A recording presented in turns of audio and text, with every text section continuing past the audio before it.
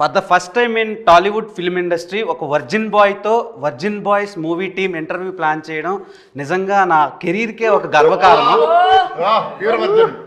Sealed piece check చేస్తారా? Machine ఒకటి తెప్పిస్తున్నాలే. నిజంగా చెక్ చేసేది పెట్టారు సార్ నాకు పిఆర్. ఆడియన్స్ నవ్వుతుంది. 70 మంది యాంకర్ని స్క్రీనింగ్ చేస్తే నన్ను సెలెక్ట్ చేసి. నేను మీ batch. Okay and coming to చల్ ఇంకా అయిపోయింది లైక్ అబద్ధాలు వద్దులే ప్లీజ్, నిజాలు మాడుకుందాం అన్న. నిజాలు మాడుకుందాం. నిజమే చెప్తున్నాను. Okay. నేనే నా జీవితంలో అబద్ధాలు ఆడలేదు. కరెక్ట్. సో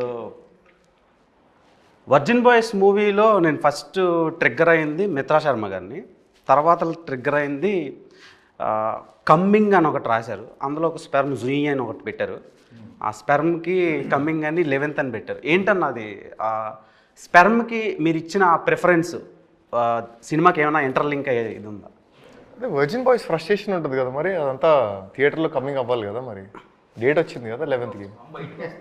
కొత్త జన్మ బయటకు వస్తున్నట్టు తెలుగు ఇండస్ట్రీలో ఒక కొత్త సినిమా జన్మ వర్జిన్ బాయ్స్ రిలీఫ్ అవుతున్నట్టు. ఓకే అంటే థియేటర్లో బయటకు వస్తుందంటే నాకు వేరేలా థియేటర్లో బయట దాచుకోండి, ఇంటికి సేఫ్గా వెళ్ళండి, ఎక్కడ ఆగొద్దు, ఏ షాపుల దగ్గర మెడికల్ షాపుల దగ్గర గట్రా. సీదా ఇంటికి వెళ్ళండి, తొక్కిసలాట్ చేసుకోవద్దు. అండ్ మిత్రా శర్మ మీకు ఫేవరెట్ ఆల్ఫాబెట్ ఏంటి? ఫేవరెట్ ఆల్ఫాబెట్ వి. నాకు ఎం. బికాస్ ఆఫ్ అది మిత్రా శర్మ పేరు ఎంతో స్టార్ట్ అవుద్ది కదా. క్రింజ్ రాజాని పెట్టాలి. కాదు కాదు సినిమాలో స్కేల్తో కొలుస్తారు కదా, ఇట్ సైజ్ మ్యాటర్సా లేదంటే దాని అర్థం? అదే సినిమాలో ఏదో మెజర్ చేస్తున్నారు ఎలా ఎలా గ్రోత్. ఏమనుకున్నారు మీరేమనుకున్నారు? అదే అనుకున్నా.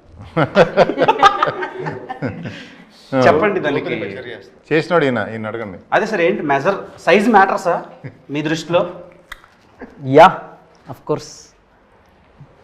మీరు గీతానంద్ గారు matters. Of course it matters. కాదని చెప్పే వాళ్ళందరూ అబద్ధాలు చెప్తున్నారు.